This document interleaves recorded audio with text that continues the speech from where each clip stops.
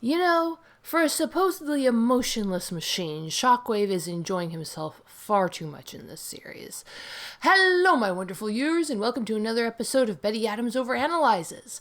Today, we are going to take a fully spoilery look at Transformers Energon, book number 11. First, a little spoiler-free section. I actually have a question. Is Shockwave actually supposed to be emotionless in this iteration of Transformers? I know in other series, he either deliberately or against his will had his emotions removed, but I don't think we've seen whether or not he has in this series.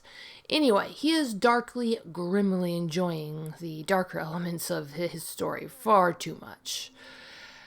Which kind of leads me to the main problem I have with the series. And it's a problem for me, though it might not be a problem in general.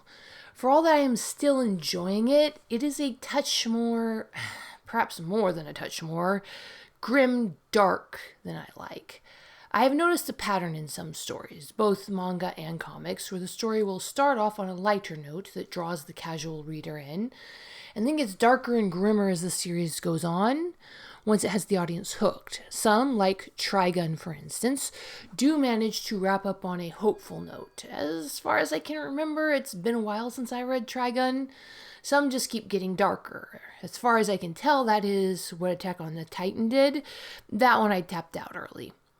Now, I don't know where Skybound Energon Transformers is headed.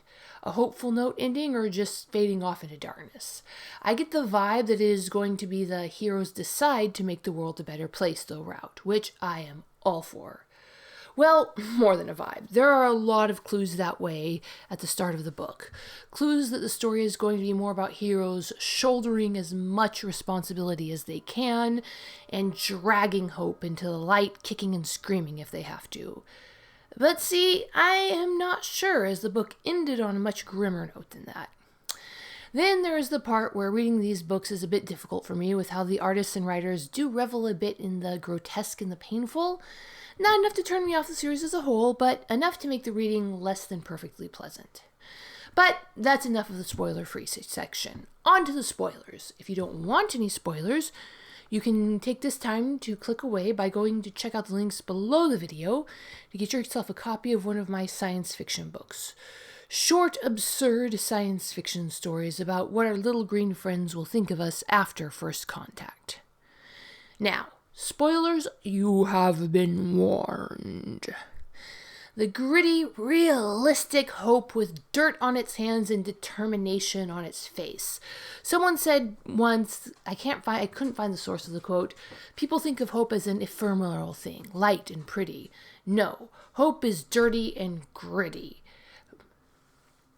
Spite Wiki is still being sheltered and taken care of by Beachcomber. Oh my, did you just hear me roll my eyes so hard it sprains the sockets a bit? And maybe give a tired little laugh.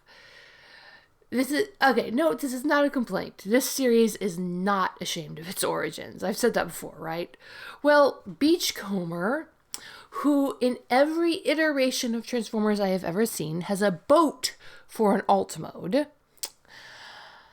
How do you think he's going to go about investigating an ocean-sourced mystery?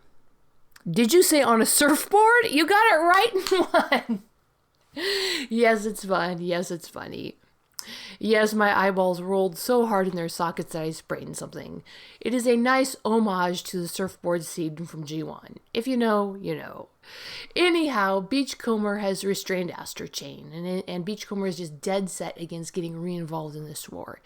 Even after he sees that Shockwaves is pulling out the old pink Energon stops and is harvesting animal life forms on the planet to revive Cybertron. Which explains why there are so many ocean creatures in such a random spot of the ocean. He must have been calling them through some method. But the still paralyzed Spike, though he can't yet act on his determination, is starting to come out of his slump from getting, paralyzed, and is starting to show growing determination to get involved, to do what he can to stop this. Meanwhile, we have the other main focus of the series. Optimus Prime being forced to make tough choices. Does he save his loyal soldiers and friends here on Earth? Or does he keep protecting the humans who now have to face Shockwave, the messy consequences of previous choices he made? Or does he return to Cybertron and save the loyal friends and soldiers he left there who are now facing a much worse situation? Because, and this is fun, remember how I said the book was grimdark? We get to see what happens to the loyal soldiers and friends that Optimus chooses to leave behind. We get to see what Shockwave does to them and how gleefully Shockwave does it. I mean, he's just like I said at the beginning, he's enjoying himself way too much in this book. There are a lot of panels in this book of people's faces just twisted in horror at what's going on. But ultimately, Optimus makes his choices, which is all he can do. And because he is the hero with ages of wisdom in his chest, does very much not mean that things turn out for the best. In fact, his choices have some very, very negative consequences. But these are the choices of a limited knowledge base. Optimus Prime is but a mortal and unable to see the future, and that is naturally costing him and everyone he's trying to protect. So, what do you think, my wonderful viewers? Is the series getting a little too grimdark? Was giving such a powerful character as we saw such intense PTSD disgraceful to the character we know and love? Or was it just showing what truly happens to warriors in this situation? Are you irritated at that choice, or do you roll with it? Tell me what you think in the comments below the video. Hit that like and subscribe button, and peace out, my wonderful viewers. Step into a world of science and of story, of laughter and of tears.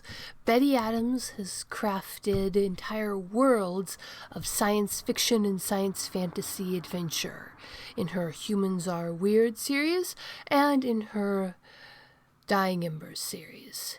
Be prepared to laugh, cry, and become absorbed. Check out her books at the links below the video.